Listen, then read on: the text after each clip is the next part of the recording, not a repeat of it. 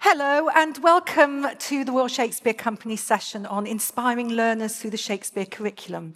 My name's Fiona Ingram, I'm Head of Learning at the RSC, and I'm going to ask my colleagues to introduce themselves. Hello, my name is Chris Nayak. I'm an actor and also an Associate Learning Practitioner at the RSC. Morning everyone, Geoff Barton, grizzled old English teacher, head teacher, trade union baron as the press would say it. I'm also a trustee of the Royal Shakespeare Company. Good morning, my name's Stephanie Hill and I'm Curriculum Leader of the English Department at Stratford-upon-Avon School. We've been working closely with the RSC, trialling the Shakespeare Curriculum. Thank you. So in this session, we're going to share our new curriculum, the Shakespeare Curriculum. Chris is just going to change the slide. We're going to hear about the impact and the need that we think the curriculum answers, and then hear about actually the impact of what it's doing in the classroom. So teachers and students consistently say to us, if the RSC could do one thing, it would be to transform the experience of Shakespeare at Key Stage 3 and 4. So we've listened and we've created a platform with research-led framework and also oracy-based learning. So we launched it 2 months ago in November, and since then we've got 20% of all UK state schools using the curriculum and registered. So as well as examples of lessons and frameworks in terms of modules of work, the platform contains thousands of resources, including digital playtext, full-scale productions, and also it's got an interface for teachers and students. But Geoff, can I just ask you to tell us a little bit about the need that we think the platform addresses? Sure, so really good to be here. I'm now slightly on the margins of education, and when I hear education talked about in the media now, young people are always characterised, it seems, in a negative way. It's all about mobile phones and behaviour and all of that kind of stuff. And one of the things which I've been doing over the past year and a half is around oracy, around the ability to be able to speak and to listen, to disagree, but to disagree agreeably. Never has that been more important. We're at a time when we've got a new national curriculum. The national curriculum prescribes one author, Shakespeare. It also talks about oracy. It's the big win of the national curriculum. It also talks about the arts. We've got a white paper coming up which is going to talk about the importance of enrichment, the ability of young people to be able to engage in thinking through other people and to be able to use drama as a way of doing that. So we're at a time when I think the curriculum is going to, in state schools, regain a sense of what is important. And the good thing about this is that at a time when too many people, I think, in education sometimes talk about me as the teacher knowing stuff and you as the young person being the passive recipient of that, what this does is to say, if you're a young person, put yourself in the mindset of an actor or a director or the person designing the set, and make some decisions. And what we've been able to do, I think, through the Shakespeare Curriculum, is to say, if you're studying Macbeth, start from the point of view of, what do you think the witches should look like? How would you present them? How should they say their lines in the way that you were just speaking to each other a moment ago? The key word here, I think, is agency for young people. And there's nothing soft and sentimental about that. It's about giving young people a sense that Shakespeare tells stories that matter now, like he did when he was writing those things, but now you're going to make those decisions. And the extraordinary opportunity that the Shakespeare Curriculum gives is you can have a look at how those witches in different productions were presenting themselves. You can decide how you would present it and make the case for doing that, so you're articulating the decisions you're making. So yes, this is about Shakespeare. Yes, it is about the agency of children and young people, but we think this is going to be a really extraordinary opportunity for children and young people themselves, but for teachers who often, like a grizzled old English teacher like me knows, struggled to how do we make Shakespeare relevant. Here's a way of absolutely doing that using technology.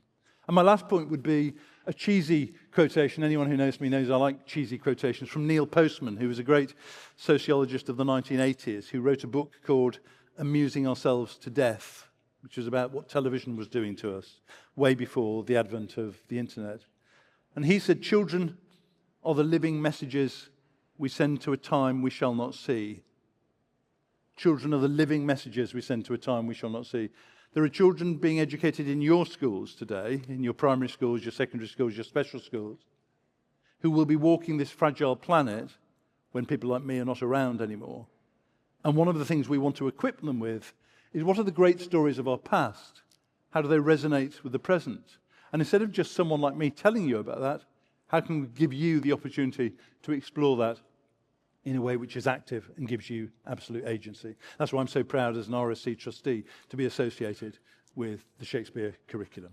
Fiona. Thank you, Geoff, for those words and that insight. So, Steph, you've been actually using the curriculum with your students. Can you just tell us about their experience and what's the difference you're seeing with them? Yeah, absolutely. So it's a real pleasure to be here today to talk to you about this landmark innovation in English education and the quite profound impact that it's already having on both the staff and students alike at my school. As we've already heard, Shakespeare is a real cornerstone of the English curriculum, and he is indeed the only author that it is compulsory for students to study at secondary school. But if I was to think about a previous time, how Shakespeare may have been taught in the English classroom, it's certainly not a dynamic or engaging picture. I can imagine a student maybe sat there, they've been given a part to read, quite a chunky piece of text from their teacher, and they might be feeling anxious at the idea of having to sit at their desk and read that aloud to their peers. And if that passive activity isn't their experience, then they may just kind of sit and listen to a qualified teacher recite Shakespeare, but they're not actually engaging with his words. The Shakespeare curriculum is changing that, and it's offering a much richer experience for students. And I personally believe that's what Shakespeare intended for his work. He wanted us and students to really explore that rich tapestry of language that's present in all of his texts, and he wanted to bring his stories to life. Now, in the 15 years that I've been an English teacher, the real barrier with teaching Shakespeare has been students' confidence. They've got a preconceived idea that the language is archaic, therefore they will not and they cannot interpret it. So they might not come to a study of Shakespeare feeling particularly invigorated. Now, you guys have all taken part in rehearsal room techniques this morning, and rehearsal room techniques in the English classroom are really changing things. It's increasing the engagement, and it's decreasing that kind of pressure that students feel around studying Shakespeare. I'm going to tell you a little anecdote of last week with my Year 11 class. We had studied Act 1, Scene 5, and I was very confident that students understood the plot. But I wasn't confident that they'd really understood the character of Lady Macbeth. And more than that, they hadn't started to form their own opinions of this fantastic Shakespearean character. I used one of the rehearsal room techniques available on the Shakespeare curriculum. And it's a very simple technique. I gave students a copy of the soliloquy. They stood up and they actually walked around the English classroom reading the soliloquy. Every time that they hit a piece of punctuation, they simply changed direction. This was a real pivotal moment for students in their understanding and forming their own opinions about Lady Macbeth.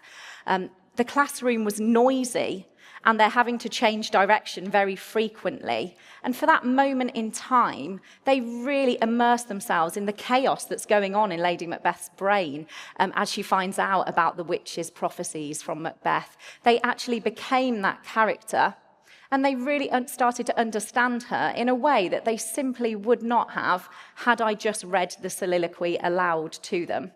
The Shakespeare curriculum really is changing things. I've spoken quite a little bit this morning about the impact on students, but I wanted to touch upon the impact on teachers as well.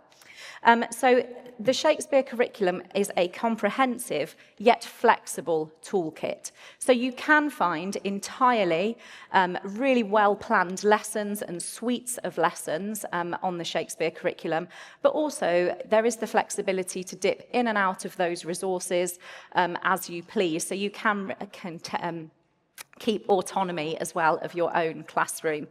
It has reduced planning time for teachers, but it certainly has not decreased the quality that's being presented in lessons. In fact, I would argue it's enhancing that pedagogical quality. Finally, I just wanted to touch upon what the Shakespeare curriculum is bringing to education today. And I believe it offers this renewed belief that the classics are still very much deserve their place in the classroom. The classics can live, breathe, and transform the classroom of the 21st century. Thank you, Steph. So good to hear how you're using the curriculum. And it's a free platform. And as I say, we're in 20% of all schools at the moment. But it's got a variety of resources, but it's also got an area for students for home learning, but also it's got a curriculum builder. So we have frames of work, but schemes of work, but we also have full-scale productions, as I said earlier, and we see people like Chris giving their interpretation so students can compare different choices. So it's a really, really good resource. Can I just ask you, we've got 2 minutes, just to quickly say, what impact do you think the curriculum can have? Chris?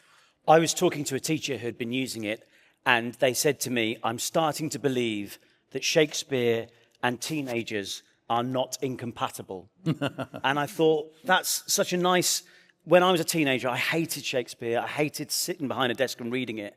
And the idea that it might be starting to meet teenagers where they are, rather than them having to come to where we've put Shakespeare, I think is really exciting.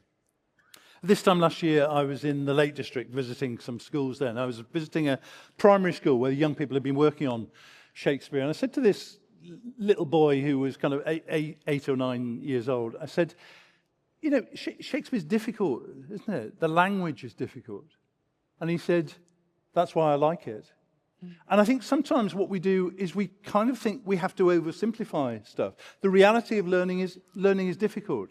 What will make us different from the robots is that what we do is we learn stuff and we apply our learning. And here, we're not saying that this is like the Oak National Academy, that here's a PowerPoint that you present to other people. This is absolutely about the agency of young people and getting Shakespeare into their bloodstream, because that's going to help them to be able to articulate what they believe and have a voice in that future that they're going to have when some of us won't be on the planet anymore. Thank you. And Steph? Yeah, I think it signifies a pedagogical shift, and I think that it reframes Shakespeare in the English classroom. It's not just literature to be studied because we have to study it. It's creative, it's performative, and it allows students to go on an intellectually engaging journey. I think that journey actually, further than the classroom, equips students with a deeper understanding. I think it also equips them with confidence. We all feel good when we really understand something, and I think that the Shakespeare curriculum gives students that understanding and that feel-good factor. And I think that that's a transferable skill that we can equip our students with for life. Thank you, Steph. And I remember a quote when I was speaking to some students, and it was literally like, if I can do Shakespeare, I can do anything. So thank you for speaking this morning. So if you want to find out more about the Shakespeare curriculum, we've got a stand. We're in SN 84. And tomorrow, we're running a tech lab at 1 o'clock where you can come and experience the curriculum and also sign up and register for your students. So gosh, I think we're ahead. I don't think there's anything else we need to say. But thank you very much for being with us this morning, and hope you have a really good rest of the day. Thank you.